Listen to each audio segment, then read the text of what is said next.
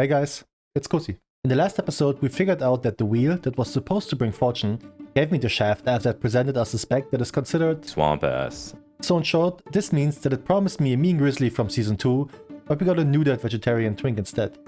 Also, I taught you the meaning of ringelpiez as we wandered around the Emerald Dream with this lazy piece of wood that made me question if Ferak is right to burn this dumpster in the first place. Once we started keys, we quickly discovered unnecessary details about some wild orgies within the Warcraft manor, as well as some disturbing information about myself. But it's not all trauma on this channel, so I may give you a glimpse on what our first vault has to offer, if you behave. As promised, even though I already played way too many keys for my own sanity, I didn't stop there, and I can tell you proud and powerful that this 12th Black Rock code was fun. Like for real. Because so many dungeons whoop out insane amount of magic damage, while guardians have nothing to protect themselves against anything that isn't raw fighting skill, yet this dungeon is different. Until I found some magic damage. Like a little bitch, I quickly apologized for my mishap instead of blaming it on the healer like a true chat. So we kept our run in a friendly and pleasing environment. Yet this little experience made me stronger, so even little Miss Rune Tits over here was no issue. On the bigger staircase, I really enjoyed to show my dominance towards my party by just rushing to the top in order to make them stop throwing golem testicles at us. And believe it or not, this isn't even the hardest part of the dungeon.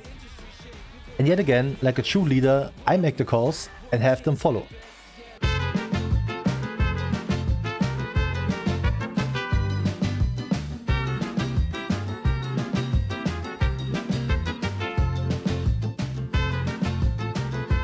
Just in time for me to get perma-stun locked for my own stupidity, which led to me apologizing again to lower my respect towards the crew. But because we are not all bark, this is also an educational channel, to some degree at least. So for this final boss, I give you this advice.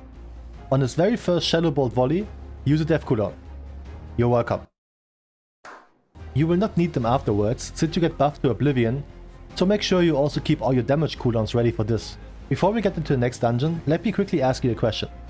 Did you ever have this absolute dumpster tank that YOLO pulls way too much for the party to handle, up to a point where you figure this was absolutely unnecessary and ruined someone's key?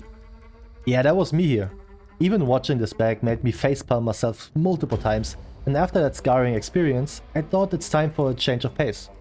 I queued for the LFR to possibly try my luck to snipe some much needed tier set, and just to make it quicker, I applied as tank as well as DPS.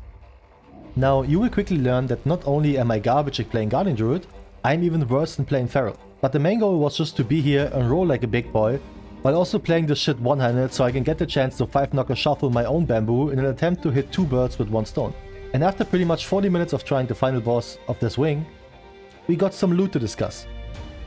But I wasn't allowed to speak up, and with that I just left it with my tail between my legs and a sticky hand with nothing to show for. Yet I wasn't done with my hiatus from keys, because there's one more thing that I really wanted to show you. When doing this little wonky time travel event in Valdrakken that got introduced a while ago, you still receive your dilated time pot, which then you can spend for a new item. The old paracultural trinkets are also included, and those bad boys can go up to 450 with upgrades, which is not too bad for a new character to receive, surely. Back to doing keys, I didn't forget my humiliation from earlier, so I went back to the place I know I'm safe. And in this run, I quickly proved the point that I didn't even make up yet, which is druids in the same party share that one brain cell, when we both rooted the same ghost, even when there are like 8 to choose from. But I also learned from my mistakes, not pulling too many spiders, so the overwhelming amount of spider nut doesn't get me this time. Yet in this run, the actual final boss of the dungeon wasn't so pleased with our present, so it quickly decimated the party. Fortunately, this will be nerfed by the time this video is out. Flashbite, on the other hand, was a walk in the park compared to the haunted stairs that led to him, and because I'm very used to any type of hateful gaze from my ex-girlfriend, as well as a brutal haymaker from my alcoholic stepdad, I had no issues here.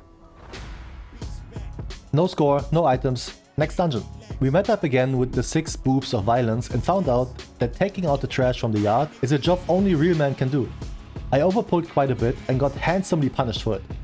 A quick 8 deaths later, we were finally able to pull the boss. This is also where my head connected the missing pieces of this dungeon and came to the conclusion that this is just another of those 5 boss dungeons that will be such a pain to play on Tyrannical. Anyways, because of our incredible potent group, we 3-chested this thing even with all the fuck-ups in the middle. to pump up the score and some legs. After the super clean attempt, I came to the realization that I can't run away forever if I want to make this challenge happen. And in order to become him, I have to face the 2 dungeons that I really don't like. Mainly because I have absolutely no idea what's going on. But just so I don't completely ass blast someone else's key, again, I swallowed my pride and connected with a handful of gamers in order to learn the ropes in the mega dungeon. Galakrond's Fall, or Lower Doti as I believe it gets referred to, is pretty straightforward when it comes to the pathing itself, and while the first boss has a handful of abilities you should deal with, they are also pretty easy to figure out. The pools that get created by the sandstop should ideally be brought to the outside. When he starts to leap, you should leave the targeted area, and everybody who isn't marked, make sure that the little swirly under the boss gets soaked to avoid unwanted damage, and Chrono Lasher is just a big hit on the tank that creates a heal absorb on top. The second boss is also rather simple in theory, but you surely need to do it once or twice to get it. But as a tank, one thing is extremely important: stay in melee range, otherwise this thing will send your party flying. Those marked wedges on the ground will do different things to you and the abilities of the boss, while the lighter part increases your movement speed and also makes everything go faster, as you will see in a moment. The darker part reduces your damage taken and will make the boss's abilities go slower. The somewhat correct usage is pretty important when it comes to dodging both abilities. Fragments of Time is very easy to understand. It moves and you need to dodge it. Chrono Faded is one you need to be aware of. You want to make sure to release the spell on the light area, so it travels instant and only hits every player once. If you send it flying on the dark area, it's gonna be slow as hell, and the longer you need to get through it, the more damage it does. Ideally you want to dispel one of them rather ASAP and let the other one run out so you don't overlap them. On the Blight of Galakrond, there's only one major mechanic to play, besides dodging puddles obviously. Corrosion will debuff a party member, and when it runs out, you get naughty. And because you don't want to get naughty while everyone is watching, any bumping with a party member will transfer the effect and reset its duration. Eventually, a boss mechanic will remove it. Now, Iridikron is one to remember, not just for the plot. Everything this bad boy does hurts like crazy, and you need to abuse the midget magic of Chromie in order to prevent most of it. Extinction Blast does like 1.7 mil, and thus you should avoid it while standing in Chromie's shield. Pulverizing Exhalation also does 1.7 mil damage, so yeah, avoid that. Stonecracker's Barrage is one that I didn't figure out proper yet, but I believe that the tank should soak the first little swirly, while the rest of the party needs to stack with Chromie. I messed it up here because I actually had no idea what to do. Earth Surge is a bit tricky, because if you stand too close on cast, you'll die too. This boss has a mad hitbox, so don't stand too close like I just did. As a DPS, you'll probably flop over pretty quick. So in summary, avoid the big AoE by standing with Chromie, avoid the big breath, and avoid standing too close to the boss on Earth Surge. Also make sure to soak with Chromie on Stonecracker's Barrage, or, if you're the tank, soak the pool before that. Right after I ended this run, I queued for the other part in Murozon's Rise, or Upper Doti, and I actually joined the healer's party by accident. And then the 2 Demon Hunters also joined up. Again, when it comes to trash, things are pretty straightforward and you can often choose which mobs you can skip here. You do not have to pull everything by all means, and because Tyr as well as the Time Lost Battlefield are pretty straightforward, I won't go to explain them and skip to the painful ones right away. Morchi, Chromie's goth alter ego with schizophrenia, is all about playing games and embracing the hate towards gnomes even in a different timeline. Now, 2 spells in here you really should be aware of. So-called More Problems actively enhances those mentioned identification issues and summons 5 more of Morchis to look out for. Those extra 5 will have some goofy head, while the actual Morchi is just her normal self. After splitting up, you have exactly 8 seconds to figure out the right one and stand behind her, because that's the only breath that actually does damage. The other abilities I can't really show you, but it has to do with those time traps on the ground. At some point, she will summon mirrors of yourself and your party that will follow you, and if they reach you, you'll get tagged, and not the fun kind. So kite them through the traps, but make sure you're not in them yourself. Before you go down to the final boss, make sure you got exactly or more than 92.5% trash count, because you won't get any more of it downstairs. On the Deus fight, there are 2 main things you need to watch out for. One is a tank mechanic in form of a breath that will follow you around, so make sure you point that away from the party. The second ability is called Infinity Orb, and will place a falling orb on 2 players that aren't the tank. Those will explode when hitting the ground, and the only way to avoid impending doom is to let one of them go off ASAP, while the other one has to be juggled till the debuff runs out. That way it's way better to heal, and on a certain key level it won't be healable at all. Other than that, always focus on the keeper and dodge swirlies as much as you can. Back on our actual Mythic Plus grind, we joined up with Throne of Tides key, and because this one is a lot higher than the one from last video, stuff started to hurt. Like for real. Those sentinels alone not only caused me all of my defensive utility, but also made my asshole so tight that I couldn't even squeeze a fart out. Now, two specific things I'd like to mention about this dungeon. When fighting the Mindbender, make sure to kill the totems ASAP. As a tank, be mindful of them. Here I got my dick kicked in by the insane increase of attack speed the totem provides to the boss. So make sure you grab the death cooldown for this one.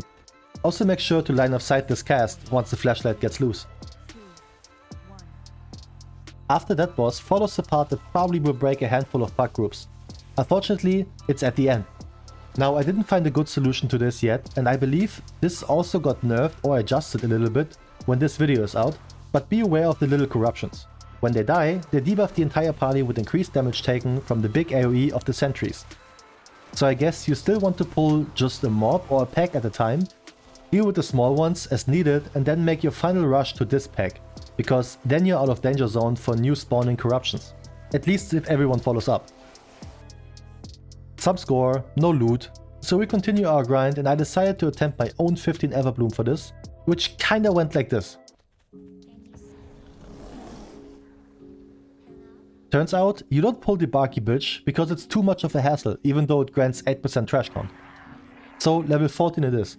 And this time I pulled a bit slower, because I learned the hard way that stuff started to slap me for more than I wished for. While watching the replay, I also figured that my finger slips way too quick on my race to do damage, instead of Iron Fur to prevent damage. Yet, while stuff went clean and I had some mad pump loads along the crew, we quickly lacked a bit of magic.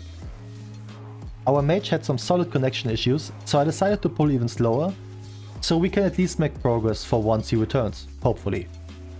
But being the Khadgar worshipping Giga Chat he is, he never gave up reconnecting and returning just in time for the second boss. Again, I'm not certain here on what the perfect kill order should be, though I feel like the big bulky dude is the more annoying one to deal with. Also, once you're done with this boss, there will be a max of 27% more of trash count to obtain. So be aware of that, otherwise you have to run back the entire way. Needless to say, once the group was by its full strength, we flew through the rest, leaving us with an easy +2 and nothing, of course, but with an item level of 441, a score of 1095, and a pretty stacked vault, we go into the first reset of the season. And because you're still here, I want to now you watch me opening the vault. I just said I show you I open it, not showing you what's in it. See you next episode, bitches!